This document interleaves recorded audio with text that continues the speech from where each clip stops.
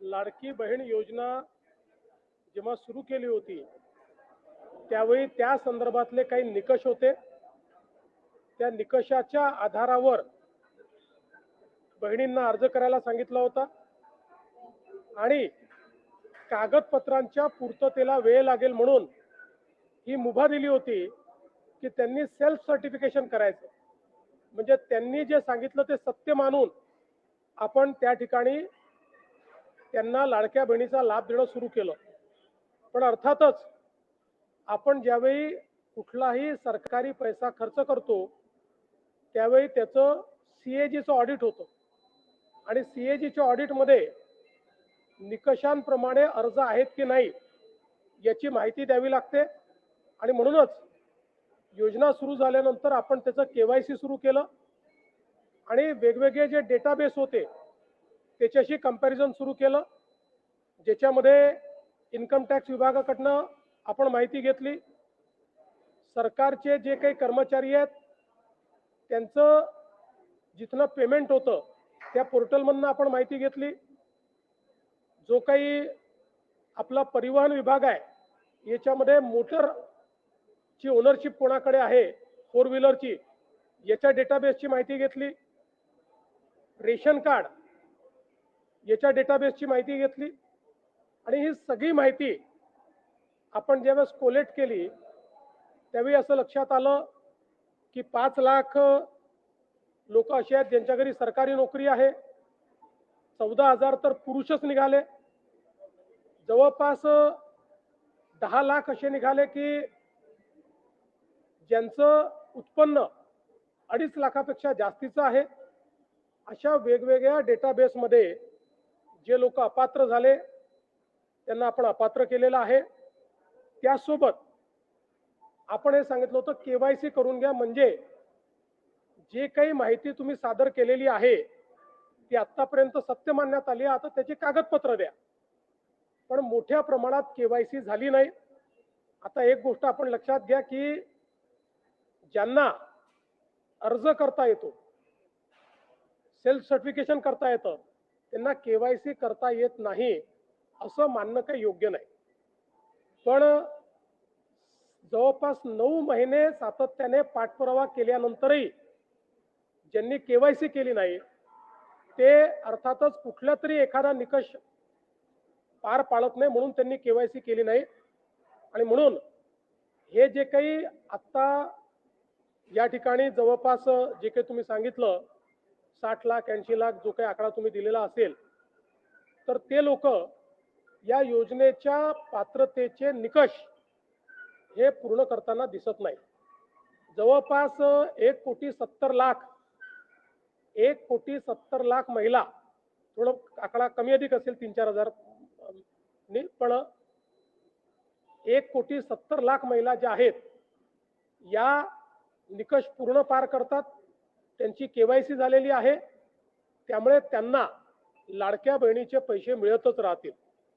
ज्यांनी केवायसी केली नाही त्यांना आता आम्ही पैसे देणार नाही, पण त्यांनी दिलेले पैसे आम्ही वसुली करणार नाही. मात्र 14,000 ज्या पुरुषांनी पैसे घेतलेले आहेत त्यांच्याकडनं मात्र पैसे हे वसूल केले जातील.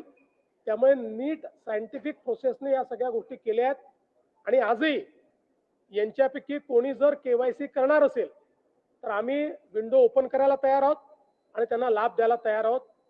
आजही ज्यावेळेस आपण जेवढ्या लाडक्या बहिणींना लाभ देतो देशातल्या कुठल्याही योजनेपेक्षा आजही सर्वात मोठी योजना ही महाराष्ट्राची आहे. आजही देशामध्ये एवढा लाभ 1,70,00,000 कुठलंच राज्य देत नाही जे महाराष्ट्र देत आहे.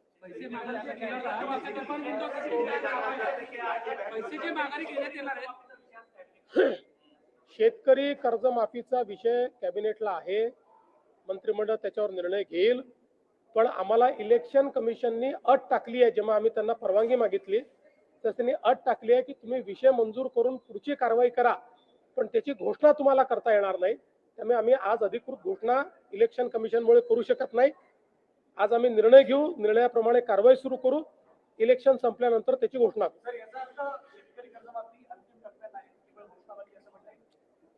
घोषणा ही तर मला असं वाटतं औपचारिकता आहे. आज आम्ही निर्णयच करतोय त्याचा निर्णय आम्ही आज करतोय, पण काय निर्णय घेतो आहोत याची घोषणा आम्हाला करता येणार नाही. हा?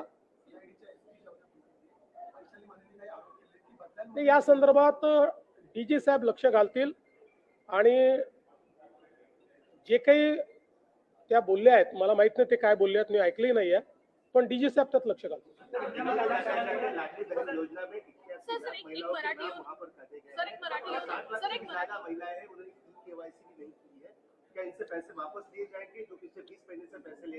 देखिए, जिस समय लाड़की बहन या लाडली बहन योजना हमने शुरू की, उस समय कुछ उसमें कंडीशंस थी। चूंकि वो कंडीशन पूरा करने के लिए लोगों के पास कागज पत्र जमा करने को समय नहीं था, इसलिए हमने अलाउ किया था कि जो बहनें सेल्फ सर्टिफिकेशन करके कहेगी कि हम इन कंडीशन को पूरा करते हैं, उनको ये पैसा मिलेगा। उसके बाद वो पैसा देना हमने शुरू किया। और आप जानते हैं कि जो सरकार का पैसा होता है उसमें सीएजी का ऑडिट होता है, और कोई भी सीएजी का ऑडिट जो होता है उसमें से लाभार्थी कंडीशंस पूरे करते हैं कि नहीं, इसका वेरिफिकेशन आपको करके सीएजी को देना पड़ता है। इसलिए उसके बाद हमने वेरिफिकेशन शुरू किया। इस वेरिफिकेशन में कई प्रकार की एनोमलीज ध्यान में आई। मसलन 10 लाख हमको ऐसी महिलाएं उसमें मिली कि जो हमने कहा था कि 2.5 लाख जिनको मिलते हैं उससे ऊपर, अगर 2.5 लाख से ऊपर किसी का उत्पन्न हो तो उसको इस योजना का फायदा नहीं मिलेगा। तो 10 लाख ऐसी हमारी बहनें थी कि जिनका जो वार्षिक उत्पन्न था ये 2.5 लाख से ऊपर था। 5 लाख ऐसी बहनें थी कि जिनके घर में सरकारी नौकरी थी। 14,000 तो पुरुषों ने ही उसमें अप्लाई किया था।